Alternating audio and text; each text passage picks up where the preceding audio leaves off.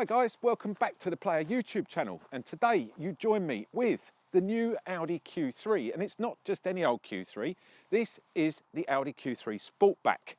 There's a number of different variations on this car, there's a number of different engines, so what we need to do is get around it, get underneath it, get inside it, get it out on the road and give you our evaluation of this new car from Audi. Let's start by checking under the bonnet, and the bonnet release is just down here on the driver's footwell. Obviously, if you are overseas and not in the UK, it'd be in the passenger footwell.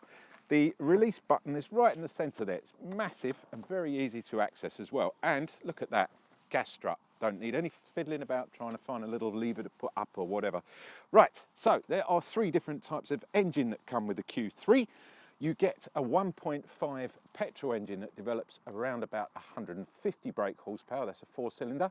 You also get a 4-cylinder 2-litre engine that develops 230 brake. And then there is this engine, the TDI, which is well known. It's the diesel engine. It's a 2-litre and it develops 150 brake horsepower.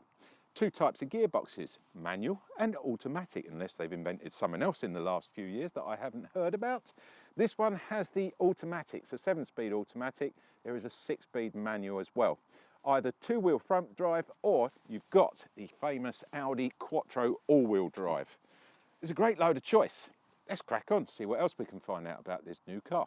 Right, so what are the differences between an Audi Q3 and an Audi Q3 SPORTBACK? There aren't that many, but one difference there is, and it is noticeable, is the windscreen. Because Audi have actually developed this for the SPORTBACK, and it's got a much steeper rake on it, giving it that more sporty feel. The rest of it, they pretty much share everything the same at the front here anyway, with the grille and these fake inlets here, the matrix headlights, the running light, all very, very shared, if we put it that way. However, where it starts getting a little bit more exciting is down the side here. The first thing are these 20-inch sort of anthracite-y, grey, lovely sport wheels that they're Audi Sports on there. 20-inch, that's huge, but they are really, really nice. But check out the lines down here. Really nice, stunning lines on this car. A little bit of a problem here with the door. The actual sill on this door doesn't quite cover the sill on the inside. So when you get in and out, if the car is dirty, you're going to catch the back of your legs on the bottom bit, which is a bit of a shame really. I thought that could have been, you can just see it down there. It's just a little bit of a design fault, that one. But where the design comes into its own is when you start looking at these lines here. Does it look a little bit familiar to you, or is it me? Or do we think this could be very Lamborghini Urus looking? Because I think so, definitely. It's got those sort of lines to it. Right, let's check out around the back, because this is where it starts to get a little bit different to the standard Q3. For a start, you've got this lovely sweeping back bit here. You've got a little bit of a smaller rear screen, and that is a bit of a hindrance when you're driving reversing. But we'll talk about that when we get out on the road, because this thing's got parking aids and all sorts of things. Has a nice diffuser on the top here. You've got a little DAB whale shark fin up the top there. You've got a stop light in there, built in, really nice. Wash wipe on there. Just the whole look of this is really nice. Completely different rear bumper to the Q3. And you get a diffuser as well. Look at that. Really nice. There are no fake exhausts. Audi, great. You're not putting fakery on the back. Love it. You get your Q3 badge there, and then you get your, this is the 40 TDI, which we spoke about, and it's the Quattro, so you get that famous Quattro badge on there. I do love these lovely sweeping LEDs as well. Really, really nice. Okay, let's check out inside. Electronic assisted tail lift. Look at that. Smooth, smooth as butter. First thing you're going to notice is lovely silver trim here, which is to stop you scratching your plastic in there, and that's going to protect it as well. Slight lip here, but not a lot. It's only about 1.5 inches, 2 inches drop. And then underneath here, well, this pops up like that. Perfect. I was expecting to find a space saver, and yet again we have been thrown with one of these and a pump. I really want to throw this away. I'm not going to, because obviously it's not my car, this is a press car. But this is completely useless, and if you really want to see what happens when you get a puncture, click up here now and watch my review of the Audi A3 SPORTBACK that we did last week, and see what happens when I start using this. It's completely rubbish. Manufacturers, do me a favour, stop producing manuals and handbooks to go in the glove box, which take up room. Start investing and giving us space saver wheels in the back here. Please, we really need them. They're not going to help. Okay, Now, the good thing about this car is you can get rid of this horrible, horrible parcel shelf. And, you know, I always say it, normally I throw these away. You know, I do the old, right, we'll get rid of these. But Audi, lovely, look, it goes straight in here. How perfect is that, guys? Look at that, it's gone. Ready? Pop it down. There you go. 530 litres of boot space. That's more than enough. A little bit of a problem though. With the rake of this rear boot, you lose the depth here. So you tend to have to pack it slightly better than you would normally because you don't have the height. So you've got to sort of, but you easy get 4 sets of golf clubs in here, a couple of push chairs. You get 3, 4 dogs and 4 large suitcases. And then when you put these seats down, another little problem here. The only way you can get these seats down, you have to open the door here, and then to get them in, you have to pull a latch like that, which is great. But now I've got to walk around the other side and do exactly the same again with the other latch like that. Now, I must admit, there's plenty of space that they don't go all the way down. They're slightly, you know, there's a slight incline there. But that's the problem. You can't do it from the back there. You've got to keep walking around and pulling it up and pulling it down. Let me come back round here. So, just over here on the left-hand side, and I love this bit, always reminds me of a drunk night out with my ex-wife. And you'll see what I'm talking about when I do that. Yes. But in this case, look at that. It pops up. You get a tow bar. How cool is that? There's a little button in here. You just push that, ready? And it should go nice and floppy on me. Oh, there you go. It's all over. Guys, we know the feeling. Ah, look, there's a friend come to join me. Hello, would you like to... Now, if you've watched this before, the other week, he featured in a video. So click up there now and I'll put that one in because he can half bark when he wants to. Right, you get a couple of shopping bag holders here and then you get your cargo net. Check it out. Proper cargo net, that one. You get this and a little box underneath the driver's seat for an extra £200. Yes.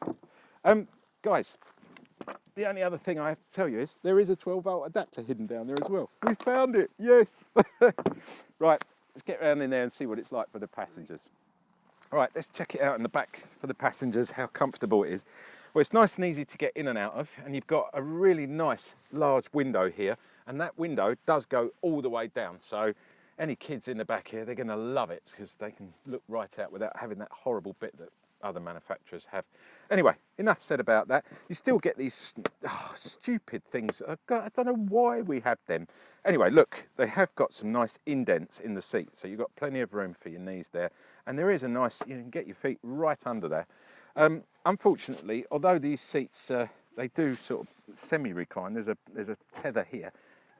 That's about as far as they'll go, but there is another one here. Why would you want to pull the seat forward and make your leg room even less when you can't pull this and make it go further back, which it doesn't. So that's a bit of a waste of space. Another little thing I noticed, there aren't any USB chargers or 12-volt adapters in the back here.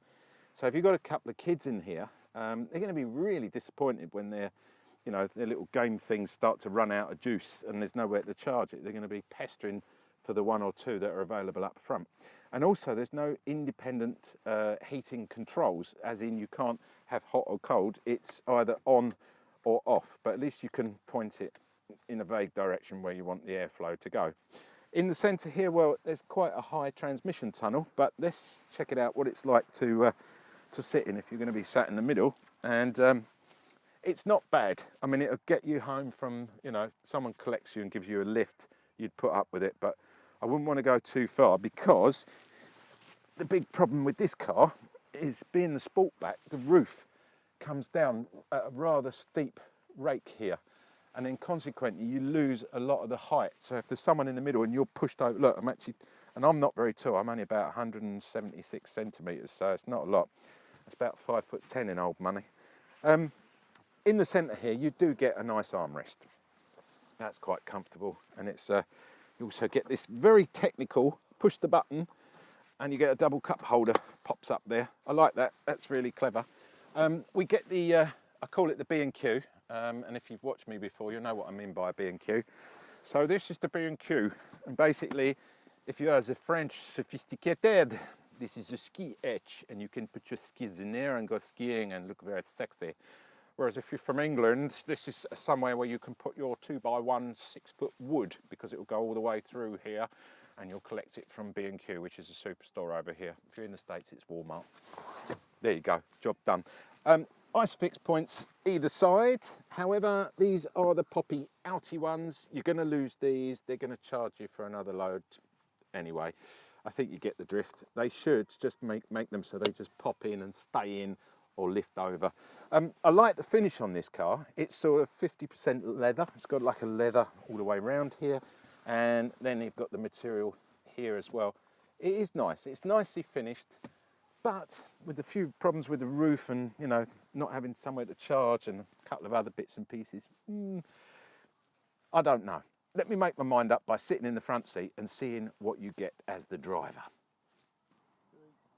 Before we jump up front and show you what the driving aids and all the other bits are, just wanted to point out this lovely bit of Alcantara that they've put on the sides here. And another thing, I need to jump in and show you this. If I pull the door in like that, this, you use 2 fingers, just like that, underneath there. Oh, look at that. That's what I call a designed handle. None of those pulling out or trying to get your fingers underneath. Look, that just takes the fingers and away you go. I like that. That's a really nice design. I'm going to keep that slightly open. There we go. Right, so keyless, as you would expect. And there is the start button in the middle. So I don't want to start it up, so I'm not going to put my foot on the brake and give it the full thing. I'm going to go one like that, and then hopefully this car's going to spring into life. There'll be a couple of bells and whistles because it does its checks, as it always does. Firstly, you're going to notice, check out this lovely screen. It is beautiful, and the quality, absolutely stunning. And we'll talk all about that in a minute, because the way I've got this set up is almost seamless right the way across with this digital instrument panel here, the cluster behind the steering wheel. Let's start over here on the right, near that nice Alcantara and that handle. We've got the lighting cluster here. You can have it just set on auto, but you can push the button and turn the lights on and off how you want it. Fog lights in the middle, and then you've got a rear fog light on the left-hand side there. Moving slightly over, the right-hand side of this gorgeous steering wheel, and this has actually got the little S badge on here as well. I love these Audi steering wheels, and they're sort of familiar all the way through the range of Audis. And yeah, you just can't beat an Audi steering wheel. To the right here, you've got the telephone module, so you can link up your phone. You've also got the voice recognition system. So if you are using your Apple Play or your Android system, whatever, you can actually talk to it via the phone, by that little button there. And then you've got a scroll volume button there as well, which is really nice. On the left-hand side of the wheel, you've got the menu select button. So you can actually change the look of this by pushing view, and then it will give you the larger. You've got the left-hand side is your tachymeter, or rev meter as we call it here in the UK, and on the right here is your speedo. If you want to minimise that, it drops them down, one touch of a button, and now the map has been sort of mirrored right the way across there. You can then use a null button here to actually zoom in and out of that map if you want. Tons of roadworks going on around there. Then you can scroll across like this. It will give you your different, the long-term memory, you've got your telephone connected if it's connected, and so on. You've got all your, you know, you can scroll up and down, tells you your mileage. What's that? AdBlue, there you go, gives me the date and the time. There's loads going on there. This nice big TFT touchscreen, right, so the home, it's all, one thing with these, manufacturers, you've got to come up with something, when we're touching it, when we turn it off, we don't have those horrible greasy finger marks all over the place, because I have noticed it's really bad on this, exceptionally bad. You've got all your different, you can just scroll across there. We've got the, look, it's even got weather on here, news. These are all little apps you can have. Then you've got your radio settings, you've got DAB radio, FM radio, all the usuals. Then you've got your media section here. You can set up your own media, you can run off your Bluetooth. You've got your telephone system. We haven't got a phone connected at the moment. And then you've got your nav. And like I say, it's really nice. However, if you're running your Apple phone on this or your Android, I'd probably go with Waze or Google Maps, because I think it's a better system than what runs on here. Right. Oh, I've just noticed knobs. We have knobs. And if you haven't watched me before, you know I love a knob, a proper knob. Look how many knobs I've got. I've got 1, 2, 3, 4 knobs. Guys, you've excelled yourself here. can't beat a decent knob. Now you're probably thinking, why is he going on so much about knobs? Right, think about it. It's -3 degrees. You've got gloves on, you've just got in the car, you're freezing cold. You don't want to take them off because now your hands are going to get freezing cold. So you've got to have a knob. And then you don't have to take your, you can leave your gloves on and fiddle with your knob. So you can put your heating on, you can change your, there you go, to change the fan level, you can maneuver it, you can push buttons here and actually put your heated seats on. 3 different levels, guys. You've got hot, you've got warm, and you've got coolish. And then down the bottom here, you can get your tunes working as well, because you still get your gloves on, you've got another knob. Wicked. Now you know why I love a knob. There you go. Down here, very simple, these are your parking aids. You've also got a hill descent control button here as well. Just noticed that. On the left-hand side, you've got your drive select. This comes with adaptive suspension. So if you push your drive select, it comes up here on the main screen really quick as well. You've got efficiency, also known as economy. You've got a comfort. You've got an auto setting, so it will sense the road conditions. You've got dynamic, which is basically sport. And then you've got an individual mode here as well. And that means you can actually take pieces of all of those, put them all into one and set it up how you like it, how it actually runs. Very light steering on this, but we'll talk about that when we get out on the road. Another large knob, guys. Check it out. Look, I love this. Is just proper. It's so nice. It feels like a proper gear knob. There you go. And this is the 7-speed auto. We said that. Inside here, well, you've got a USB-C and a USB. Now, if you're not familiar with USB-Cs and you haven't got anything that uses it yet, Audi very kindly give you an adapter. So you can just plug that in and now you've got 2 USBs. But if you're an Apple user, you don't even need to worry about that because this particular car has got wireless charging here as well, which is lovely. Double cup holder in the middle, a little place to put some change in there, 12-volt adapter, and a tiny little cubby hole. Never mind, we won't talk about that. But you do get your armrest, which is really nice. Glove box over here with, we're not even going to talk about these. Get rid of them, I hate them. Save the money, get a space saver. Decent sized glove box being hindered by stupid book. There you go. All in all, we need to get this car out on the road. It is absolutely desperate to show us what it can do. Let's go do it. So here we are out on the road in the Q3 SPORTBACK, and the first thing you're going to notice is how big that windscreen, that windshield is. It's got a massive peripheral vision on this as well. So you can see right down the bonnet, and it's just, I don't know, it just makes it really nice and airy as well. And speaking of airy and lightness, you get this lovely big sunroof that comes as part of this as well. It's really nice. It's great in the summer when you want to open that up, get some fresh air in rather than always having that aircon, always breathing in all the aircon, which I think is much nicer having that. Speaking of vision as well, out of that rear window, that it's very, very Range Rover Evoque style. So it's quite narrow and quite small, but you'd think it's going to hinder your vision when you're reversing. But Audi have thought of that, and they've given you, not only have you got the all-round 360-degree cameras with this, and you've got the front and rear reversing camera, and you've got the front and rear reversing beepers, so it lets you know, but it also has a parking assist button as well. So if you're struggling to park in a space, this thing will help you and, help you park up, which is absolutely brilliant. I love that. I think it's essential when you've got a very, what I call, high-hipped car. You know that back bit at the back, and you've also got a very small screen. It looks cool, but it's not necessarily, something that it can hinder quite a bit if you haven't got all those bits, but Audi have covered that. Let's talk about safety on this car. So safety aids, well, we've got blind spot mirrors, which is great, and they're not built into the mirror. So if somebody smashes the mirror or you accidentally hit the mirror, they're actually built into the plastic part. So you retain that. You don't have to pay out for a massive amount of electronics in that mirror. Which again, little things like that, Audi, you make a big difference. I think that is essential nowadays. We're forever paying out for stuff, and things like that are really, really good.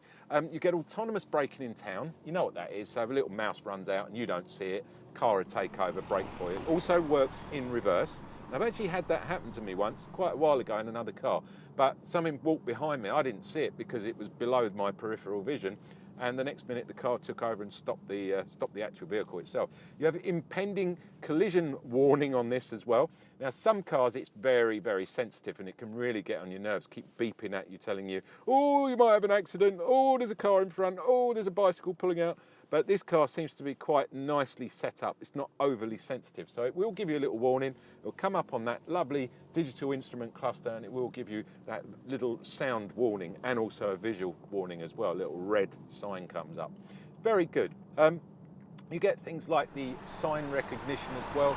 So whilst you're driving around town like I am now, then it will pick up on the signs. It will let you know the speed limits, and it'll let you know any impending warnings that are coming up. And don't forget, if you're using your Waze or your sat nav, on your phone, your Google Maps, it's all going to be seamlessly connected through this anyway. So everything combines really, really nicely on this car. When you're out on the road, just talking about that, out on the freeway, the motorway, the high road, whatever you call it from wherever you are in the world, you've got the cruise control. Now, it's on a button just down here, on a stalk that comes out. It's very, very easy to use. It's also, you can see it straight through there, so it makes life very easy. You don't want to be looking down doing that, though, I must admit, but it is there if you do need to see it, and for a quick second, you can, it's so easy to use once you get used to it. It's also got that lane keepy, so it'll keep you within your lane. I love that. It's also got distance control, so you can set it so you're further away from the car in front or slightly nearer, like that as well. It's got a lane departure warning system on this car as well, so if you come out of lane, it'll buzz through the steering wheel, let you know that you're moving out of lane. And one other thing which I really loved about this car, if you start to, say you haven't moved for a little while, you're in the same position, you start to drop off, you're on a long journey, this car will actually sense that, but rather than suddenly hit all the brakes and frighten the life out and probably cause an accident, it slows the car down. Eventually, if you don't take control or wake up, it will actually stop the car nicely. And I just think that's so really, really clever. And it's obviously going to be the way forward. Like, with the lane keepy, when you can take your hands off the wheel. Eventually, we're going to be doing that, and these things are going to be driving everywhere for us. Driving everywhere means economy. Now, Audi say that this car should be doing around 41 miles to the gallon. I can categorically say on the long-term memory here, I'm getting 31. But before you go, oh, that's really bad, remember this is a press car, guys. This isn't my car. So it gets constantly driven by the press.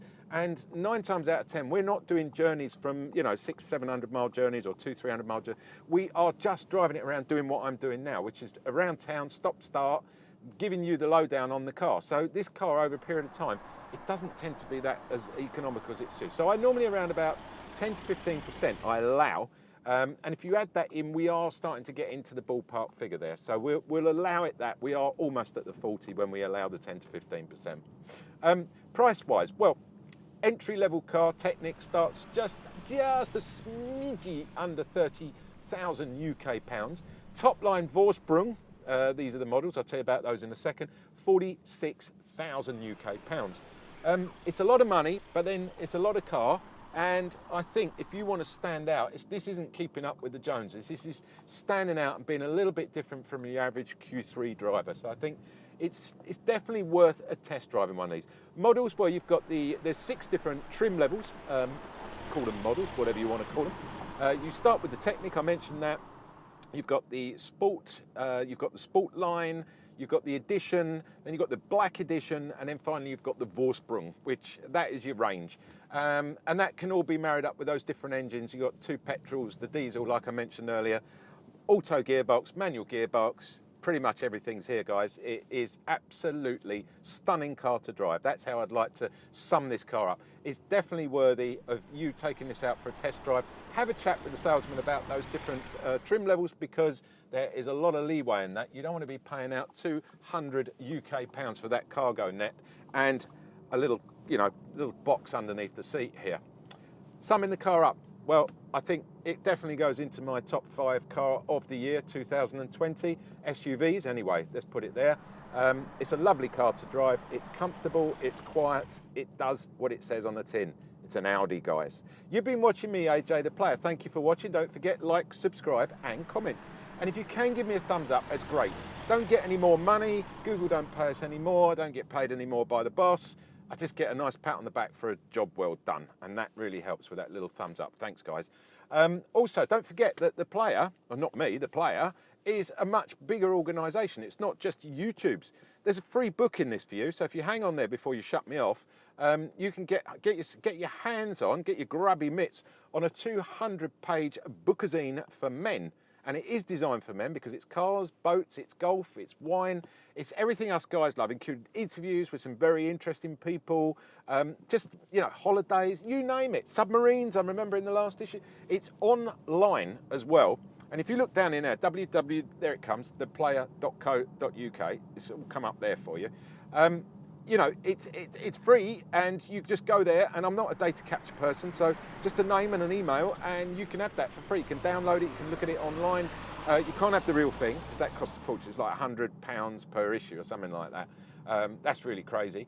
But yeah, you do get the online one, and that's for as long as you want it. So it's not just a one-off either. That's an ongoing thing. Go there, enjoy yourself, fill your boots, as we say in the UK, and I hope you enjoy your free copy of The Player. Like I say, you've been watching me, AJ the Player. Thanks for watching. I'll catch you next week with something a bit different. It could be an interview, could be a car, could be a boat. I never know, from one week to another.